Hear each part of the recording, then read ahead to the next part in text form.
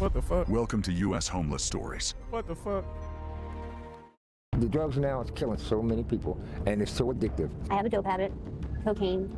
I know a lot of people out here, the streets are desolate right now. Some are dead, some are in jail. There's no sanitation out here. We just need to be told where to go so we don't have to move every day. Just give it someplace to go so we don't get harassed.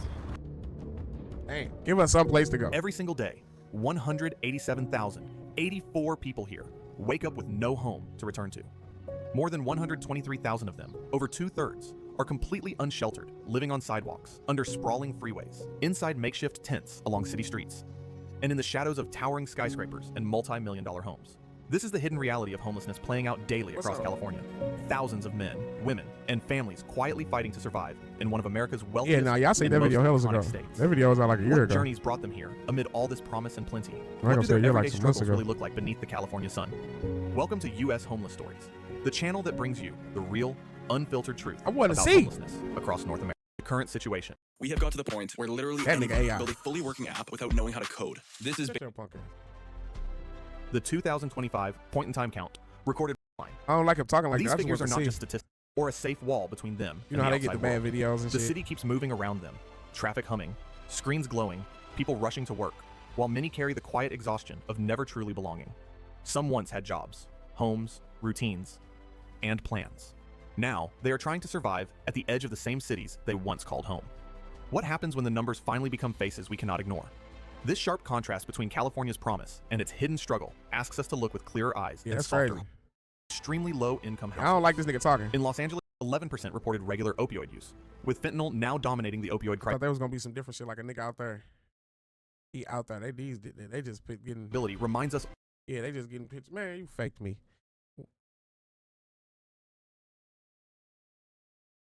You know that. Y'all don't know Mr. Rogers. Mr. Rogers' Neighborhood turned a cardigan, a trolley, and a gentle hello into one of television's most quietly revolutionary spaces. Mr. In Rogers. 1968, it invited children into a world where Fred Rogers, Mr. Rogers, Francois Clemens, Officer Clemens, Betty Aberlin's Lady Aberlin, David Newell's Mr. McFeely, and a whole cast of puppets from King Friday the 13th to Daniel's Striped Tiger treated feelings as seriously as breaking news, and kindness as something stronger than any superhero power. Across more than 30 years and over 900 episodes, the series helped define public television and shaped generations of children who grew up believing they were loved just as they were. That's Behind crazy. Soft piano music, That's crazy. and daily shoe-changing ritual was a story of civil rights protests carried out Daniel Tiger's Neighborhood. Preschoolers, urban legends that refused to die, and a host who answered mail. I never even heard Daniel Tiger was a Neighborhood. sacred trust. These are 15 shocking facts about Mr. Rogers' Neighborhood. Stick around for number 15 to see how a simple kids series I ain't watched as PB one of the most Kids in radical so long. experiments American television has ever seen. That's Before we crazy. roll the trolley, hit like and subscribe so you don't miss any of our deep dives into classic TV that refuses to fade away.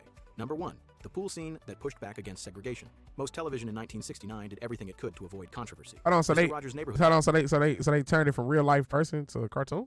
chose a plastic wading pool when Fred That's Rogers crazy. invited Francois Clemens. Francois Clemens, hi, welcome. Thank you. How you doing? Fine, how are you today? Fine. My feet were tired, so I thought I'd just soak them for a while in this water. See, that sound like Winnie the Pooh. It does. Would you like to try? Sure. Officer Clemens on the show to soak their feet together in a small pool on a hot day. It looked like the gentlest scene imaginable. What the Two men, hell? one black and one white, sharing cool water. This happened on Mr. Rogers? But public pools in much of America were still battlegrounds. Segregation, hostility, and even violence had followed efforts to integrate them. In that climate, simply sharing water on national television was a statement. Rogers never delivered a speech. He didn't explain the symbolism or he was underlying trying to- message. He just placed his bare feet next to Clemens, talked softly, and then handed him a towel, as if nothing about it was remarkable. For viewers who understood the Yeah, I don't context, remember the this message was episode. unmistakable. Sharing space, sharing Yeah, I water, do not and sharing remember this care was episode, normal. like, at all. Racism was what needed to change.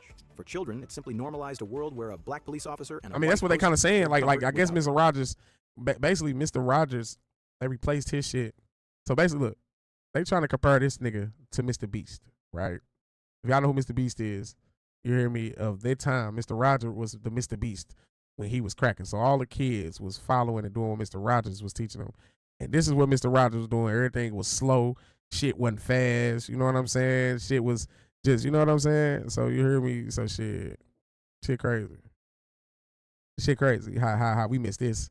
And then shit, they don't got shit like this in Mr. B shit, nigga. You hear me? You know, hey, look, it'd be a whole bunch of white people, Mexicans, maybe one black person. Comment. He always visited lose. the moment in 1993, long after that first episode, quietly It say- repeating a it lesson say no that tell me America who that still hadn't is. fully learned. Mr. The show Beast. built on small gestures, a plastic pool became one of That's the television's video that I clearest made on my images of page. everyday courage. Number 2, a future Batman. On started YouTube, out Mr. behind Beast Trolley. to do YouTube, Years dude. before Gotham City, there was Pittsburgh, and instead of a cape, Michael Keaton had a headset and a production checklist. In the mid-1970s, Keaton worked on Mr. White Diablo be dust. doing all the Diablo damn dust games over and shit. nuggets. See, you comment on the motherfucker. You don't be paying attention. As long as you gonna they're check it out. You business already checking watched accounts, it. It's always been just checking on its own. Lord. Checking in Rogers' neighborhood as a Lord. behind-the-scenes utility player. He ran props, helped move sets, and operated the neighborhood trolley. Michael Keaton actually worked. You commented on for that the program. motherfucker. Before he was an actor, he worked on our floor crew, and he ran the trolley. At a time when he was just another young local performer trying to get a foothold. Yeah, I don't in know. She television, be his smoking job was weed and making that. Fred She Rogers' world run smoothly. He didn't Yeah, we just be- stay off camera. Keaton also appeared on screen as one See, of you the think she finest smoke Bikini weed. brothers You in smoke a weed. circus You over there episode, smoking. diving into the playful absurdity of the neighborhood of make-believe. Later, when he You know, I brought got that roles me- in you over there films and drinking? eventually to the cowl of Batman, Keaton looked back on those early days with real affection. He described Rogers as one of the most genuinely kind and consistent people he'd ever worked with. A rare endorsement from someone who would go on to see the full spectrum of Hollywood personalities and production styles. The man who later portrayed one of cinema's darkest, most brooding heroes began his television life making sure the trolley hit its marks and the puppets had their cues. Number 3, his ideal weight was a hidden love message. For more than 3 decades, Fred Rogers kept his weight at a steady 143 pounds. It wasn't a fitness gimmick or a publicity stunt. For him, it was language. Rogers loved the numerical rhythm of 143. 1 letter in I, that's all. 4 in love, 3 in you. There's the 143 way to say I love you. To him, Oh, that's 143 crazy. became a simple, almost childlike code for the phrase he spent his life trying to convey. Oh. Maintaining that number on the scale turned a routine health check into a daily reminder of purpose. It became a quiet private That's ritual. hard. While much of America obsessed over That's diets, hard. exercise fads, and appearance, Come on now, if you Rogers ain't watching transformed Mr. something Rogers, as you was mundane as missing weighing it. himself into a moment of I don't know reflection what the about his fuck was calling about and Mr. his Rogers. relationship to his audience. Years later, the state of Pennsylvania formalized that little made code us sit into there and watch 143 day each May, celebrating kindness and 143 neighborliness in day honor of a each man. May. Hold on, what day would that be?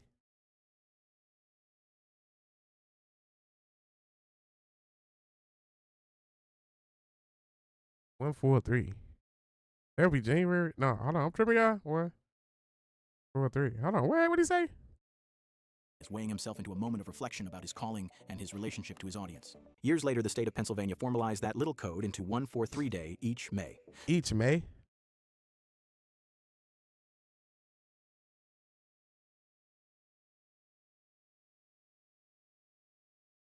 You say that's I love you, ain't it? He just said that. You got to be bullshitting me. You ain't hearing this? Y'all want me to turn it up or something? May 5th. You got to be fucking with me in this motherfucker free.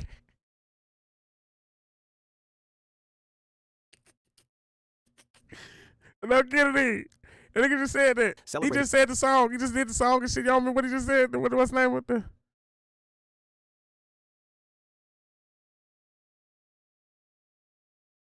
Kindness and neighborliness in honor of a man who managed to turn even numbers into a form of affection. Number 4, the iconic sneakers solved a sound Say, problem. kinda before they became a multitask. ritual. One of the defining images of Mr. Rogers' That's neighborhood hella was the funny. daily transformation. The blazer comes off, the cardigan and sneakers go on, and the pace of the Your world seems ass. to slow. That nigga That just... simple you act probably heard this became nigga a say... symbol of shipping. You heard this nigga say the I love you part, and then we rewinded it back, and then came... She like, that's I love you, ain't it? Intimate, attentive I thought I space know of that. Please won't you Nah, they be just said it. my neighbor? But the original reason for those soft canvas She shoes hella was fun. technical, not symbolic. The studio floors amplified every step Rogers So how the took hell to you expression. doing her and Microphones commenting? picked up each click and echo. Well, he must be threatening to turn tender-headed. quiet conversations into accidental tap dance routines. Yeah, The who do solution was her straightforward. and- why you Switch to doing her sneakers and that moved comment? silently across the set. What began as a production fix gradually turned into one of the most comforting rituals in television history. Children watched Rogers change his shoes and understood that this was their time. The squeaks and And they clatter got of to the be outside world tender-headed. were gone. In their place was the gentle shuffle of someone settling in to listen. Over time, the sneakers came to represent something far beyond sound engineering. They What? marked the boundary between demands and presence, between rushing and paying attention. Behind the scenes, the motivation was practical. On screen, it became poetry. Number Well, we 5, get- one man, many voices. The neighborhood of All the make-believe motherfucking was head and almost shit. all You Rogers. twisted. What if you could make a Hey, song hold using the fuck only your up, voice? man. Let me get Let's 5 start with the minutes. drums. Do what you gotta do. What you go ahead. I'm gonna hit. Motherfucker be doing her. You say you finna go to kick. Go ahead. Take your country ass in the kitchen. The neighborhood of make-believe felt like its own small Them motherfucking society, fingertips out my populated by royalty, motherfucking mystic scalp. makers, and gentle dreamers. King Friday the 13th spoke with imperious certainty. Daniel Striped Tiger whispered his worries. Lady Elaine Oh, Fairchild- look. Daniel Striped I don't know what this could be, but y'all know y'all. You see the crazy part? Y'all said what earlier? This would be a rabbit hole conspiracy. Did y'all know? I'll talk about look. Turn him off. Y'all said what y'all said? What y'all said he turned it to? He turned it to a something. Daniel the Tiger, Tiger the Daniel. They turned into Daniel the Tiger. Daniel Tiger. Yeah, Daniel Tiger. Look at the Daniel Tiger right here. Boop. Boop. Mr. Rogers picked one of his animals. He said, fuck it. He's got a matrix work. And then that's why I said this was probably all programmable. This was one shift of the world. We're gonna get these kids this right here. And when they grow up, that's gonna be us. And now we give Mr. Beast and all these other white boys. These the new Gen X. See how that is. See if we could, maybe it's like a balance. I don't know.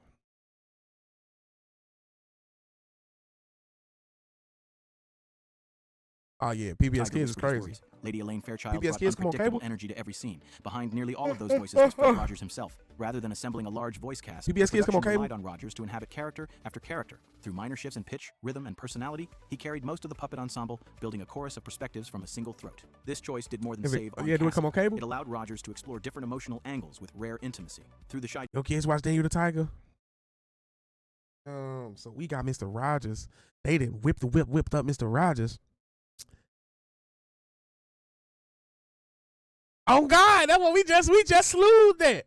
We over here like you know me personally. I never heard my sons don't know shit about PBS Kids.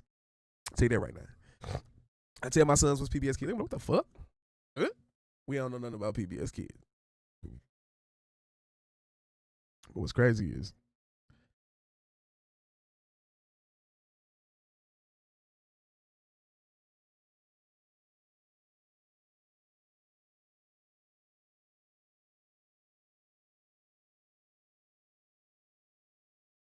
one kid got good shows for kid. You said Riso, come here. Come here real quick. Don't come on the camera. You know what PBS Kids? Huh? What's that? Who? Game? He said it's a game, y'all. It's a goddamn game. It's a kid. Also, it's games. Like, have you ever watched the show PBS Kids? Like on TV? Nickelodeon? No, dude. Do you know so you only played the game PBS Kids? Where you play the game at school? You played PBS Kids at my house? All right, go ahead. All right. Yeah, I you know who Daniel the Tiger is? Riso, you know who Daniel the Tiger is? You know who Daniel the Tiger is? Do you know who Daniel the Tiger is? He's talking about it. Huh? Rio, get the fuck on. That's why I want to ask your weak ass. Yo, that's gonna say no. Hey, he's talking about some Daniel the Tiger? Fuck no, y'all know no motherfucking Daniel the Tiger. I don't want him to know no Daniel the Tiger. That nigga know Mike Tyson. I tell you that. That nigga know Holyfield. That nigga know Mayweather. That nigga know LeBron James. God damn it, I tell you that. Yeah. Well, what you think they gonna watch right now? They say I make them watch boring shit before they go to sleep. A football game. Them niggas don't watch PBS Kids. No, none of that. None of that shit. I wish I would put it on one of them shows. I'm raising warriors. You hear me?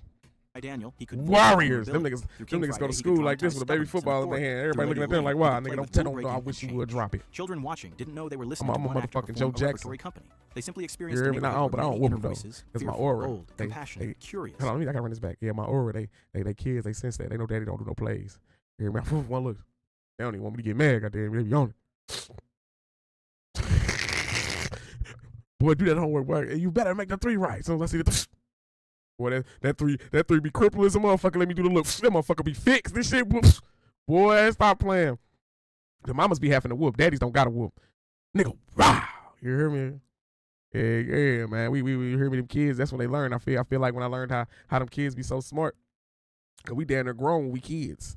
No cap. Right now, we think they babies. Them motherfuckers ain't no babies, man.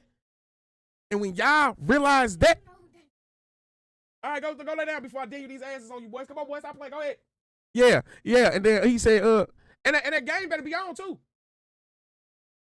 Nah, but yeah. Them kids, when y'all realize these motherfucking me kids ain't no goddamn kids. These motherfuckers been here before, got personalities, and once you separate that goddamn emotion from it, them kids will be fuck that. Them kids gonna be great. Once you give emotion, you be so empathic to these goddamn kids. Nah, once she took them kids away from me I was already on it. But when she did her little thing, I was over here getting myself together. I finally synced it. I said, oh, hell no. I can't wait till I get them bike. Show them everything I learned. You hear me? But they be on it, though. They be want to do it. Kids want to do shit. You hear me? They want to cook. They want to do all of this shit. Let them do it. Yeah. Hell yeah. These niggas neighbor for quesadillas and shit. These niggas doing all that shit. They put that George Foreman in that motherfucker ground. Ha, ha, ha, ha. Cheese that motherfucker up. You know what I'm saying? I try not to make them be super vegan, but you know. Dead ass, nigga, every day. Nigga, we ain't watching none of that shit. I ain't got time to be, you hear me? That's why I said I choose to go weekends off. Because I be so locked in. These motherfucking screens, they see me in the screens. They think they gonna be in the screens. I switch it up on their ass. Now we outside. Nigga, take off your shoes, nigga. They out there barefooted, getting it in. And you hear me? You hear me? Hands over here, nigga. Hands over here. I'm saying, yeah. I'm saying if this gonna work. Saying if it's gonna work. Boy, I'm trying to tell you. Then the way they be just doing shit. I said, yeah, you little niggas been here before. Y'all got me fucked up. I wish you would start dropping turds and shit. That shit only work with your mama. Not me. Drop a turd. If I don't touch you and you drop a turd, boy, nigga, you don't get your boy. So you know they been with their mama too long. Nigga, what you crying? Oh yeah, I know daddy don't like no motherfucking me crying. They need to. Matter of fact, I think I need them. I'm glad they don't know no PBS kids. This choice did more than say. What the fuck does PBS kids anyway? Because I could have sworn that was some cereal. For real, that was some cereals. PBS kids. Am I tripping? No, for girls it's even better. They smarter than boys. For girls it's even better. You throw them out to the fishes early. I just scared. I wish I can't wait till I can be a daughter of some of it all present. Ooh wee. She gonna be around. I'm gonna show her Queen Tut Amazon shit. You hear me? I'm gonna be a doll in my hand. Then I'm gonna have motherfucking probably some books to read, nigga. I'm gonna give my daughter nothing but books. Boom. Then her toys will be straight all different crazy shit. She gotta decide to do the other shit. I want some straight. I want some straight kid. Like all of them Chinese kids. Boom, boom, boom. Personality. If your kid don't got personality, they'll never get it. My kids already got personality. I want them to be sharp. You hear me? I dare they want to be old. Dead ass. I want to be old. And my little niggas running around here with suits on and shit. I'm just with the cane. I got my 2 sons and shit. We taking over. I might write a book, man. You hear me? They finna be my cameramans. Watch what you mean. Shit, they finna be my motherfucking cameramans. Different emotional angles with rare record me, nigga. Through the Shy Daniel, he could get me right. vulnerability. Let's roll up, King y'all. Friday, he could dramatize stubbornness and authority. Through Lady Elaine, he could play with rule breaking and change. I don't need to roll up, boy. I'm talking about spit off mucus. Form a repertory company. They simply it, experienced a neighborhood where many inner voices, fearful, bold, compassionate, curious, were allowed to speak. In the hands of another broadcaster, puppets might have been simple comic relief. With Rogers providing their voices, they became pieces of his own emotional vocabulary, handed directly to his. That's why I'm scared to drink the rest of it. Those famous I'm talking about. I've been drinking this shit for so long. Were as much a part of Mr. Rogers' presence as his voice. The rest of it. It's a wrap. Carefully, chosen with unhurried care, they signaled warmth before he spoke a word. They weren't the work of a costuming department. Rogers' mother, Nancy, knitted them. This is a picture of my mother. She knits the sweaters that I wear when we have our television visit. I deal with bugs the easy way. Let me introduce you to Peter, a new guest in the house. Peter loves living here. Free rent, free but that's crumbs. what I'm saying. Y'all, like, be real. Be real. How in the fuck was we watching Mr. Rogers, man? Like, I'm starting to trip off of it now. Like, in this day of time, all the exciting shit that go on, I safe to say, I'm going to see it. I'm going to see it first. You hear me? You know what I'm saying? Let the court gesture. Nigga boring, man. But as a kid, he boring than the motherfucker. Now, right now, the way all my shit, yes, he made me. Mr. Rogers, I've been watching Mr. Rogers for so long. Yes, we all got the moms that leave you in the TV and shit, you hear me? I've been watching Mr. Rogers for so long. That's what I'm saying. So that's what I'm trying to say, the way all the shit that I've been through, the way life done sped up so motherfucking fast, Mr. Rogers is on a different frequency, bro. It's like, God damn, this nigga boring as hell today's time. That's why they had to put it in the Tiger. Because, you know, you hear me? But this is like certain shit. And then it's like certain shit I miss. Like, I ain't never known this nigga put his mama in a TV show. Season after season, they must be showing deleted scenes. Garments that had been created stitch by stitch by the same hands that had once dressed him as a child. They were holiday gifts and acts of everyday care that followed him into the studio. I'm going to put a camera on them. I'm going to see if my sons watch this shit. Because I don't think my sons, they are already embedded on this fast ass shit, you know what I'm saying? So I'm trying to keep up with them from them going over there with, you hear me? All the kids, young motherfuckers and shit.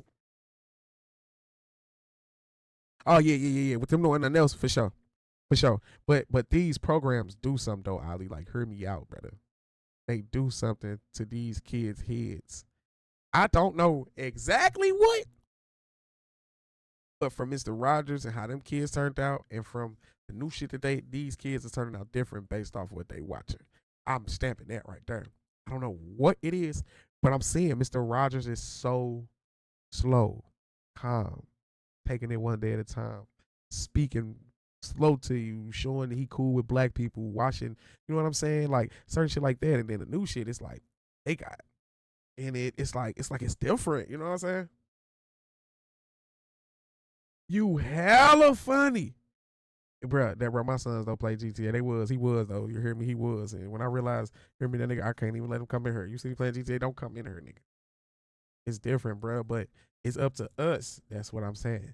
Times is different, but it's still up to us to be straight woke enough to goddamn me, you know what the fuck we doing. And what you hear me when you want to start certain shit that be complaints, like, cause I feel like it's so easy. It's so easy for me to goddamn me raise my sons when they already trying to be like me or think I'm so cool. And then it's like, oh, y'all niggas doing what I'm doing? And they do it. They reflect it. You know what I'm saying? And that shit fire to me. That shit so fire to me. Damn, y'all, okay. Now you just got to put them, now you just can't, like when you not right there watching them, but when you is busy, that's what you got to maintain. Because I start seeing their emotions act like these damn YouTube videos and all of this extra shit. I be seeing that. You know what I'm saying? Shit, hell no, turn that bullshit off. No more Jacob. It used to be the little dude. What's the little dude name? When they was babies and shit, I don't think he too grown now. They done kicked him off. The little Chinese boy. What's the little Chinese boy? He got all the toys and shit. Got me buying Chinese toys and shit. Ryan, yeah, Ryan World. Yeah, Ryan gone like a motherfucker. They had to take him off that game. He say he was still saying, I can't wait to go beat up the man. Yeah, I'm talking about, nigga, you know how many motherfucking Ryan toys? And then that's when I said they did not love Ryan, bro. They love what the parents was getting him. They was mesmerized by the toys. They wasn't mesmerized by no goddamn Ryan. It's just a bunch of poverty kids ain't getting shit, and these Chinese motherfuckers buying everything. They like, ooh, I want this, I want that. Ryan is the reason they asking for shit. Ryan, and then before that is the reason you gotta prep your motherfucking kids up before you go in the goddamn store. Listen here. Don't you look at shit. Don't you breathe on shit. Don't you ask for shit. Don't even, matter of fact, close your eyes when you're walking this motherfucker. You hear me? Don't you ask for nothing. It's Ryan's fault. You know why? Because you walk in Walmart, you going to get some motherfucking me toys. And here go little Ryan and everything they was watching on YouTube, all in the line and shit. And they, what daddy? Nigga, you don't shut the fuck up.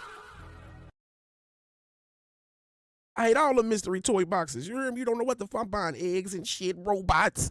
I ain't got none of that shit. None of that. Everything I bought from them, I got. Everything I got for them is all different, replaced different. I said, no, y'all ain't gonna get me no more. I already gotta pay rent for you little motherfuckers for being your parent. No, y'all ain't gonna get me no more. Y'all ain't gonna get me no more. Once you wake up from that shit, this shit become easy. Especially, I'm teaching these niggas don't give a fuck about what nobody else think, nigga. Nobody. And you ain't gotta have that. Because that ain't for you. And then I tell them, I say, every time we go in this motherfucking meat store and you get something, you pick it up, I don't give a fuck if it's a sword. Nigga, I better say you play with that motherfucker every day. How much that sword? $5? Nigga, you better get 6 months in that motherfucker. That motherfucker, you better get you a little belt and attach it to the side of you. Let it be somewhere flopped over. Boop, boop, boop. You better not think about getting another. Matter of fact, you won't even go to the store again. Make the punishment so goddamn hard and detrimental, boy. I wish you motherfucking ain't finna be. I'm a daddy entrepreneur, nigga. You hear me? I gotta have real good money, what you call it, stability. You hear me? Niggas can't just be spending shit. And then I'm already chasing dreams that's expensive. I don't chase dreams no more. I manifest, my bad. Anyway, I track, but anyway, you hear me? I already got to track dreams that's expensive. You hear me? And still got to spend some money on it, let alone these little expensive motherfuckers. I got tired about shit you don't need or you finna throw away, nigga. You want a football? I get you every football gear, football gloves you need. But other than that, nigga, you get nothing else. You get nothing else. No, sir. I'm gonna be real with you at the gate, because if I keep lying to you about these eggs and these Santas and all of that shit, you're gonna keep thinking Santa White and all this. Yeah, all new. When they say new, not me. Shit, they better get me out of here if they want me to change this motherfucker around. And then motherfucker be looking at my kids like, what the fuck? Yeah, get your kids right. Cause these niggas gonna know how to do everything. You know me, I'm gonna make them do it 10 times better than me. You hear me? Whooping ass and all. Y'all better watch your kids. You hear me? Run across these two little motherfuckers. It's gonna get like that. No cap. You hear me? You hear me? We been on this shit for the longest. You hear me? As babies, nigga. Nigga, climb out that motherfucker yourself, little nigga. I had my son climbing on poles. I got pictures of this nigga outside. He 1 year old. He climbed up the motherfucking pole. He stuck on that bitch. Daddy, he stuck on that bitch. Nah, nigga, jump down, let go. If you don't let go, that mean you don't trust me, nigga. That nigga let go. You heard me? Ooh, he scraped his little leg and shit still because he ain't let go like this. He just let go. But shit, it was worth it because he trusted me, baby. I got you. Pass you, okay, but look, I told you, I'm gonna give y'all a trick. See, I use the candy and shit. That's how grown people use the cocaine and shit. The soldiers niggas and shit. The niggas be using the cocaine and shit. You think about it. Maybe in the movies, they'll be shooting. Pah, you get shot. Put the cocaine on your wound. You don't feel it. Get your adrenaline rushing. As soon as the kids hurt themselves, give them a little sugar. It'll be all right. She get a little lollipop. Shit, patch that wound. As soon as they get the cook, that nigga, the pain ain't even there no more. Hey, I quit my second job.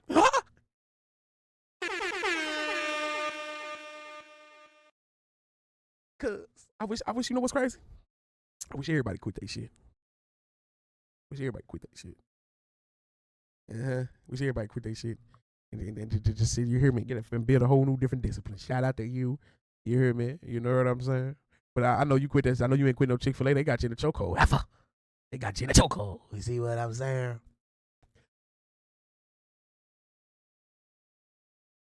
I know you didn't quit no goddamn Chick-fil-A. You should have quit Chick-fil-A. They gonna have your ass dreaming of ghosts and shit. Once you finally get away from them, you go like, what the fuck going on? Yeah. She straight working Chick-fil-A, y'all. That's the only person in St. Louis that we know that work at Chick-fil-A. I know y'all don't know nobody that work at Chick-fil-A. Stop playing. Stop playing. We all do now. We know Nubian. What you talking about? Wherever Chick-fil-A. Oh man, yeah. Hey, I heard y'all flipping and tumbling. And then another thing, I told these niggas, I say, so y'all like to stay up at nighttime? Oh, say no more. I'm gonna let y'all go sleep on your own. Since you think this school shit again, I guess they'll let them niggas go sleep on their own. This nigga Riso decides to wake up. He looking out. You heard me when I say wake up, it's gotta be like the army. So I don't touch you. I don't do nothing. You better hear my voice. It's time, and I walk away. Nigga, I better see two little motherfuckers behind me. We've been doing this so long, they used to the voice now. You hear me? I don't even touch them. Don't go in there, get out one time. You hear me? Them niggas better rise up. Rio woke up this morning. Riso ass still sleep. He, oh yeah, nigga. Say no more. Tried to walk out the crib, gonna try to ask for him sandwiches and shit. Nope. Nigga, y'all nigga, no donuts, no nothing, nigga. Grapes, nigga. Grapes, nigga.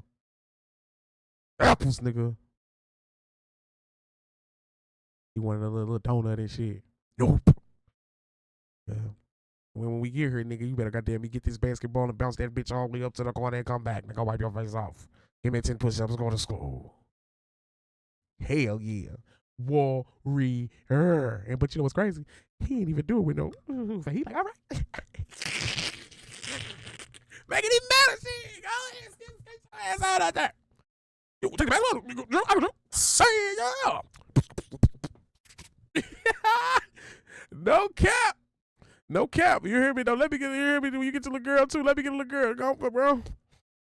Probably no time soon, but you know, let the little girl come. When you hear me, let the girl. Yeah, she really gonna get. We talking about tossing her high up in the air. Poof, spit it. She yeah. Your ass ain't no baby. Poof. You hear me? Soon as we get that, soon as she starts smiling about it, there we go, baby. There we go. She ain't gonna be scared of heights. Yes, sir. 1 year old, y'all supposed to be throwing these little baby girl. We gotta throw her in the water. We gotta throw her in the water. See if she can do some backpedals and shit. You hear me? That's what baby. Hey, that motherfucker backpedaling and shit. Oh, you can backpedal as a baby. Yeah, you look grown, motherfucker. I know, yeah, these babies ain't fooling me. Look at the baby right here. Look at the baby right here. That baby grown in the motherfucker, man. I'm trying to tell y'all. Why y'all think they make the movies like Baby Geniuses and Baby Bosses and shit like that, man? These little baby, you hear me? They know what they doing. Shit, they come down here as a baby. And them motherfuckers old as hell. They think they limbs just look young. 1981. But they look so old. They be old as hell. Cause how they know how to eat? How they know how to cry? Why they don't like water? Why they don't be eating vegetables? See what I'm saying? Think about it. Think about that shit. Grown ass baby. They know. Behind the scenes, the production suddenly faced an unusual problem. Don't be fooling nobody but they so deeply grounded in personal history that it couldn't easily be reproduced. By then, the cardigans had become visually inseparable from the man wearing them. They embodied family, continuity, and And constancy. then they just play. You see, but look though, y'all see how Mr. Rogers, his shit was just plain. His shit wasn't no vibrant colors. I think that do something to you. Cause right now, me looking at Mr. Rogers don't make me want no McDonald's. Don't make me want shit that's colorful. The red pants. Don't make me want no red juice or nothing. Because you don't see that color. You know what I'm saying? I feel like that's like what you call it? Stimulant. Oh, damn. Conditioning. Simulation conditioning. I think that's the word. Simulation conditioning. Okay. I don't think his shit was meant to like I don't know. It's something about this and the way they switched it up and the way they got him out of here. You know what I'm saying? Because he had to go to court to keep his show on. God damn. That no designer could replicate on demand. Today, one of those original sweaters lives in the Smithsonian, preserved alongside artifacts that chart American cultural history. For decades, millions of children saw them simply as Mr. Rogers' clothes. In reality, every buttoned cuff and soft collar carried the story of a mother's care extended into public life. He said, "My mama made these." 7. A gorilla memorized his ritual. Like what I'm saying though, why it's so different? Long before short animal clips dominated screens, Fred Rogers met one of his most unusual. It's like he giving you out the gate because you know how the school do it. Coco had watched recordings of Mr. Rogers' neighborhood repeatedly. When Rogers visited her research facility, cameras captured a moment that distilled what his show had meant to viewers across species and generations. They actually watched Mr. Rogers' neighborhood, the gorillas, and Fred Rogers went to California and actually went into the cage with Coco the gorilla. Coco approached him and gently removed his shoes, echoing the familiar ritual she had seen hundreds of times. Then she embraced him and signed love. For all the studies and debates about children's television, that scene showed something simple and profound. Even a non-human viewer observing only... Damn, she signed 143. Images had understood that this person represented safety and affection. I'm Sam, founder and CEO of Manifest, a product design company making everyday products. Mr. Rogers, what's the age like? Sheesh. I need a card with greater spending potential. Definitely. The Ink Business Premier not Card meant for to business. was a different program, and I'm gonna tell you that. That's how I see it. Malcolm, I don't think his program was meant for the new shift. A gorilla, through memorized routine and touch, reflected the central act of the show back to its creator. Quick pause. If these behind-the-scenes stories from the neighborhood are bringing back memories, yeah, these behind-the-scenes. That's why we ain't see these. Before the trolley heads like, come on now. Like, how the fuck did they say his behind-the-scenes shit?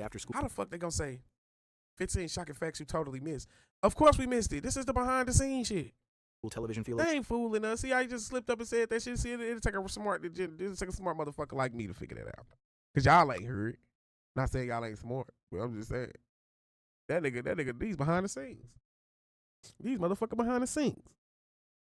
A little kind Definitely. And tell us in the comments how old you were when you first realized Mr. Rogers was doing something very different from every other show around him. What the fuck, nigga, today? 2-3 weeks ago, nigga, when I did my Mr. Beast video? Nigga, we just now figured it out, nigga. Nigga, hear me, nigga? They just told me Timmy the Tiger was Daniel the Tiger on your show. Shit. Oh, shit. I heard him thump. Oh, shit. And they're stomping for the football. You see what I'm saying? Rather for you to do that, I'd rather come in there and tell you, look, all right, good nigga, nigga Rio, and that Rizzo knocked the fuck out Rio, and that motherfucker like this. He's stomping. Lucky my phone right here. I'm gonna record the nigga. You were walking that motherfucker. Rio got the ab video on. He getting his abs right and shit.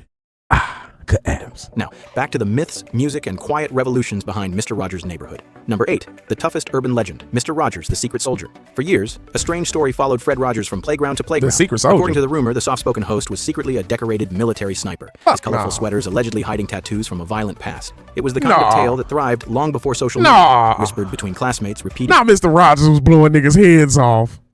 Come on now, man. With conviction and unburdened by evidence. I told you it's always the most humblest people be the most, you heard me, they crazy. The contrast between the as nice as you is, as mad as you is, but fucked up you can be. Surely some insisted no one could simply be that kind without a darker counterweight. In truth, Rogers never served in the armed forces. During the years when other young men were drafted or enlisted, he pursued seminary studies and began to shape his ideas about using television to support children emotionally. That's hella funny. The legend may have tangled his name with that of another Fred Rogers who did have a military record, or it may simply have emerged from the cultural tendency to search for hidden extremes behind gentleness. The persistence of the myth says less about Rogers than it does about the world around him, a world often more comfortable believing in secret violence than in open, sustained kindness. Number 9, a live jazz trio gave the neighborhood its emotional pulse. All right, well, beneath the quiet conversation and puppet dialogues, Mr. Rogers' come on, man. was a sophisticated musical backbone.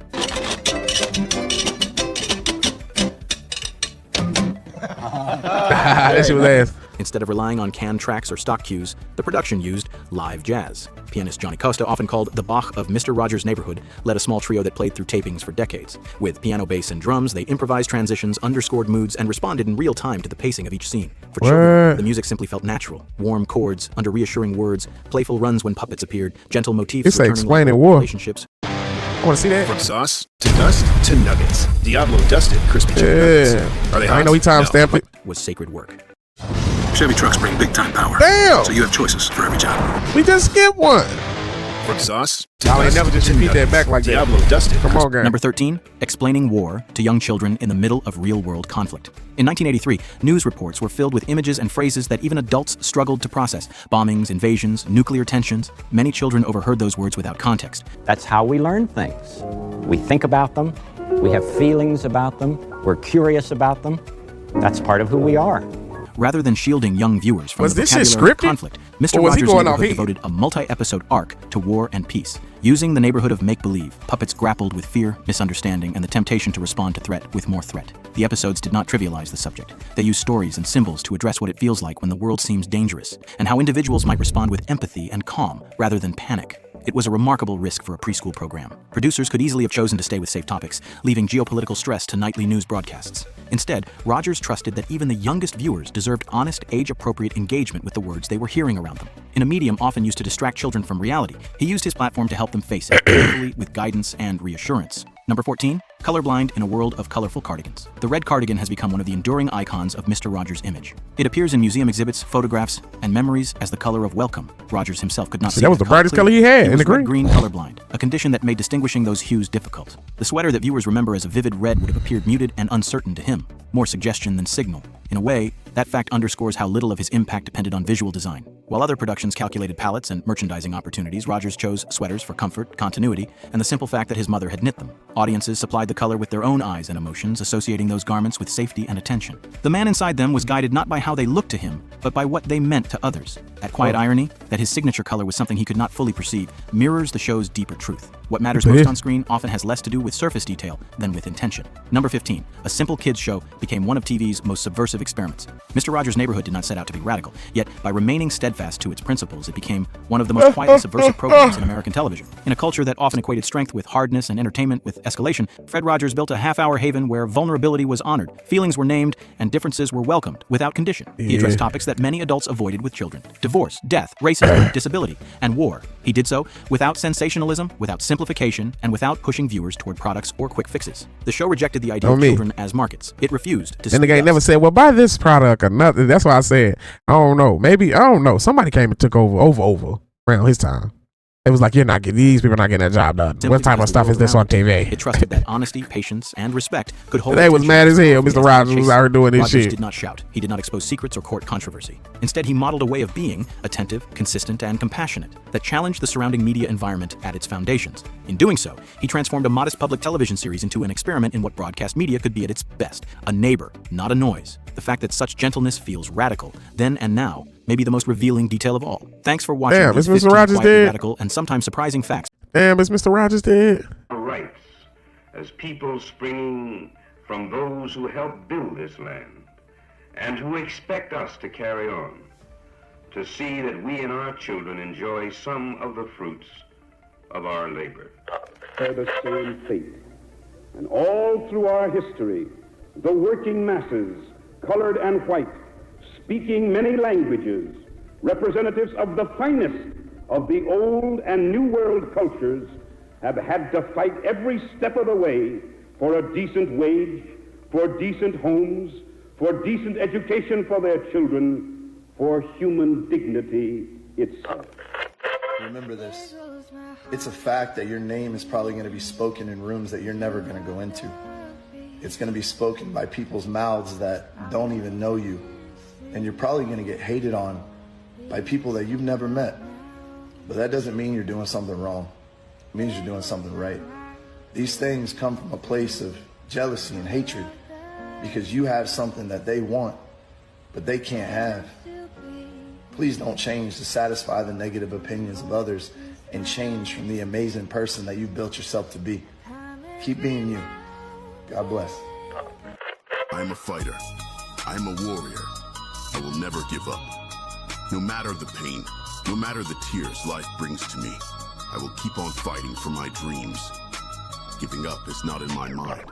I'm moving different. I'm removing negative people from my life. I'm forgetting about my past. And I'm accepting my mistakes. I'm restarting my life. And this time, I'm gonna do what's best for me. Simple. The most dangerous anger comes from someone with a good heart. They hold it in, they stay calm, they forgive, until one day, they can't anymore. Don't push a good person too far, because when they finally break, there's no going back.